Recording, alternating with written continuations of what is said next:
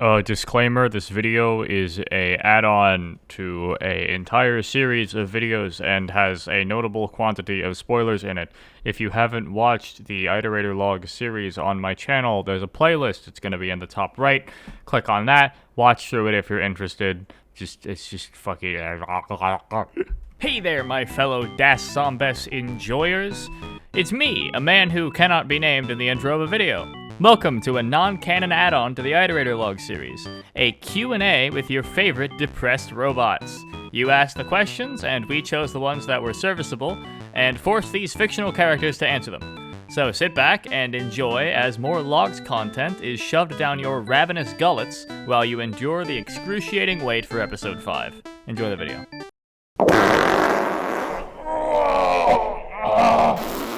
Asking twisting roads before the deadly experiment. What were the 3 pranks you mentioned in your categorization of Iterator broadcasts you received, and who made them? Well, they weren't really anything of note. The most they achieved was forcing me to create a new category. The first prank was a short message sent to everyone by a first-gen named Plains of Sand. It was sent once my creators had made their leave, and it was nothing more than a joke. A setup, and then an encrypted punchline.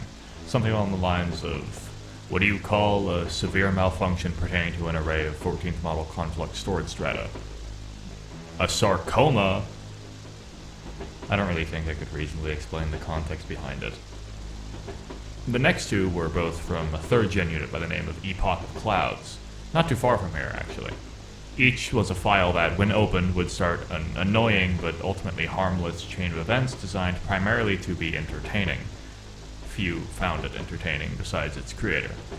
These sorts of actions would result in reprimand during a time when my creators were still around. I suppose that freedom is partially why they chose to do it now. Asking twisting roads. The experiment took cycles to prepare and finalize.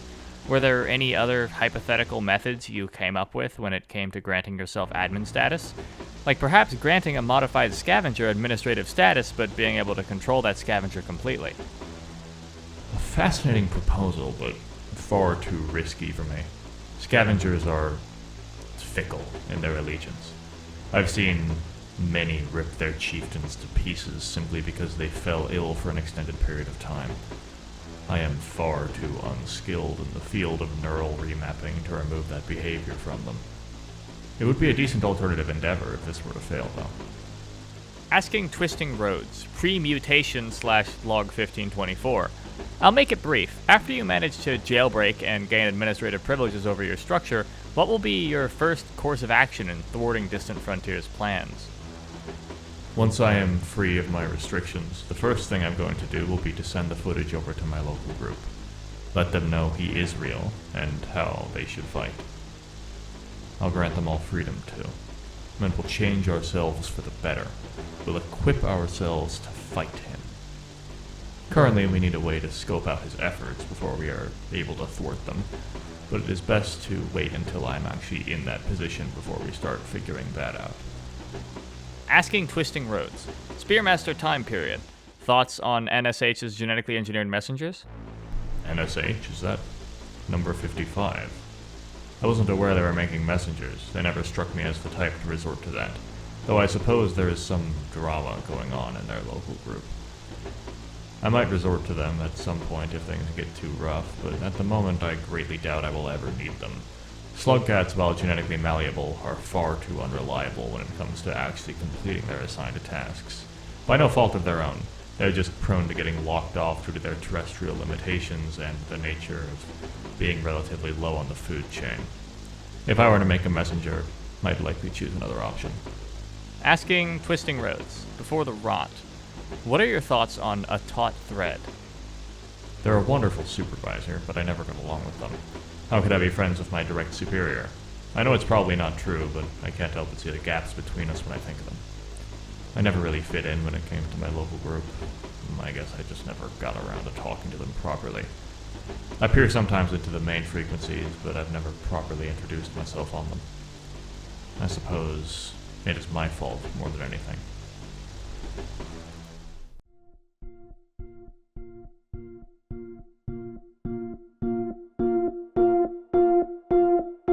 Asking a taut thread, any point in time.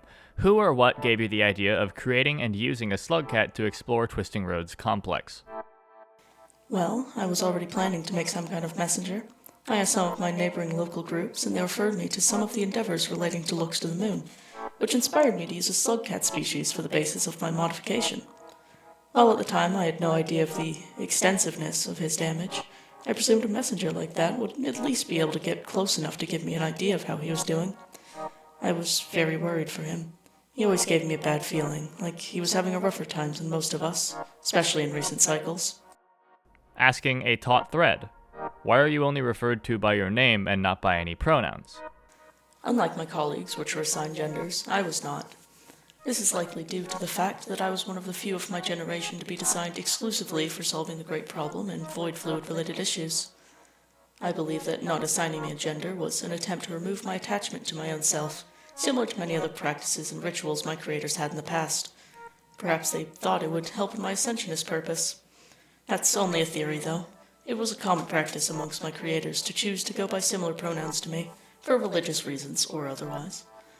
However, once they left, I could have chosen to identify as one or the other, but in the end, remaining with my current labels is simply what felt best. Asking Silent Light, voided. How many other iterators have joined you in the Golden Sea? As of now, only one has joined me. She's not very talkative, but she speaks like she planned this. Though she is quite frightened when the larger ones swim by. Additionally, she seems to speak to me as if she recognizes me. I wonder why. Asking Silent Light, post-Golden Stillness period. Have you ever considered going back if you had the chance? Going back to the former world you left behind and bask in the rays of the sun? To return and at least see everyone one last time? Would you go back? I don't remember much from back then. I can see my cycle. All the time I spent writhing around in agony. But I cannot remember that feeling. The sun was gorgeous, but it was all that there was for me to enjoy. I had no one left in that world. I had never spoken to any other members of my kind. I was a secret. I was never meant to be spoken to or spoken of again. So there is nothing left for me. Nobody would be waiting for me. Here, though strange, is where I am meant to be. Asking Silent Light after ascending. I suppose Jerry visits you a lot, but does the other guy, Earedge, I think that's his name, visit as well? I presume you're speaking about those that swim in the sea above? If you are, they occasionally visit, but never like the first time. They never get as close. They don't ever speak to me. They only watch. I wonder if they're curious. Perhaps they're simply supervising us. They never explained what they are to me, but I got a feeling.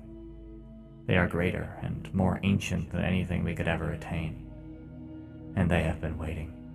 And they will wait, even after we are long gone. I wonder what they are waiting for. I'm very hungry. Asking Distant Frontier, post-Mass Ascension. Do you have any friends/compatriots that you work with? As much hatred as you get on the public channels, surely there are some iterators who see the protection of their own as a noble goal. A woeful few have seen my endeavors in a positive light, but even among those few, there are none I would consider close friends. At least none that remain awake. Even after the project has gotten to a state where I can safely wake them, I fear no such relationships would remain. That is simply the nature of my administrator status. It grants me the inability to engage in such a luxury. Asking Distant Frontier, post a Golden Strand consumption. How's your relationship with your little beasts, the ones you modified to help build your can? Or are they? Did you discard them? Well, the entire first 6 generations of units have passed away due to any number of factors. I'm not too attached to them. By all means, they are mindless, just walking extensions of myself, like the fingers on my puppet. The first couple worker units held my attention for a while. I was still worried they could malfunction or simply refuse to obey. Now those worries have been put to bed, and there are so many individual units that it would be unrealistic to even turn a notable fragment of my attention towards them. though they are still working. I do warn you when it comes to approaching one. Most of them are running off of basic programs. And among those is the procedure to remove any unknown organic matter from the construction site. So do keep that in mind. Asking Distant Frontier, post a Golden Strand log. If you manage to save the other iterators, what will you do next? Will you start to focus on the wildlife again? Or will you be focusing on keeping yourself afloat? Once paradise is complete, I will have much to do. Maintaining my creation, ensuring that no problems arise, keeping technology updated, receiving requests from those connected to me. It will be a lot of work, but I'll admit, it's what I'm fighting for. This will be the rest of time for us, and I am ready to devote my everything to it. Asking Distant Frontier, could you describe your creators? Things like how they acted, what they wore, were there any that you liked? And most importantly, what are your thoughts on them suddenly parting you? Did they say goodbye, and do you forgive them for the choices they made? My creators were at times both wonderful and horrible. Many of them thought of me as just a tool, and would let me know whenever they needed an ego boost. But very few thought of me as more. Very few. They are gone, though. If they could see me now, I wonder what they would think. My creators left us. For some it was respectfully. They would send personal notices to me that they were planning to ascend soon. But that was comparably rare to the many who left without ever saying goodbye. It doesn't matter, though. They made their decision, and they left their world in my hands. Their negligence of us, their creations, is their primary crime. Asking Distant Frontier, pre-Paradise, do you see the other iterators as equals or lessers? What an odd question. Though I suppose it still holds merit. My fellow iterators are like my co-workers, though there is something to be said about seniority privilege. They may have more advanced tech than me, but I am still their senior by many, many cycles. I have seen so much more than them, and it should grant me a say in their important decisions. It just makes sense. It's somewhat similar to how my creators would have seen me, though to a much, much lesser extent. I obviously do not think of my fellow iterators as servants. Asking Distant Frontier, latest time period in the logs. Why exactly? Are you really going to try to leave your mark on a decaying world, already forgotten due to their own desires?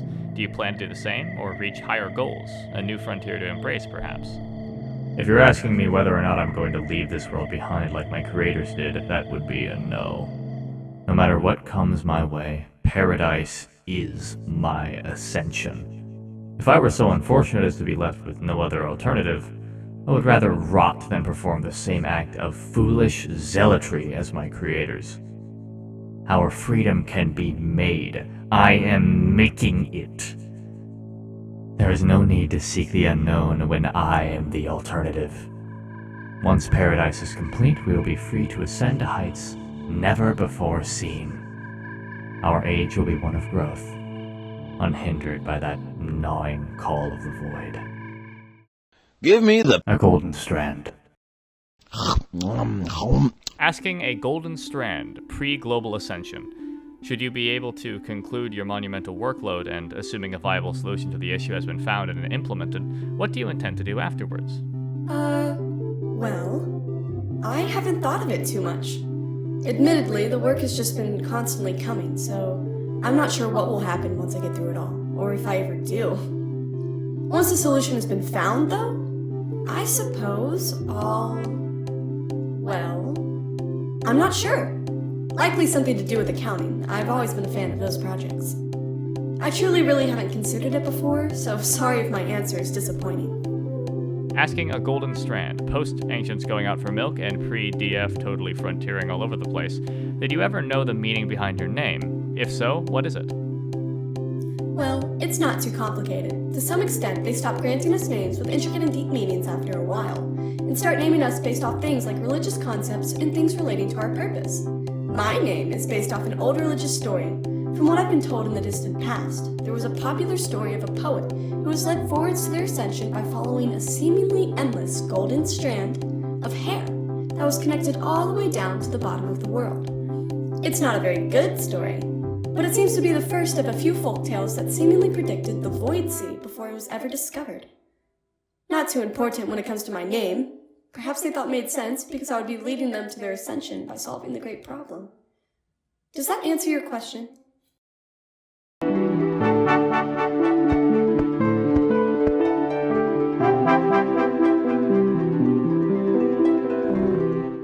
Asking Unbroken Promise, after Nomad's campaign.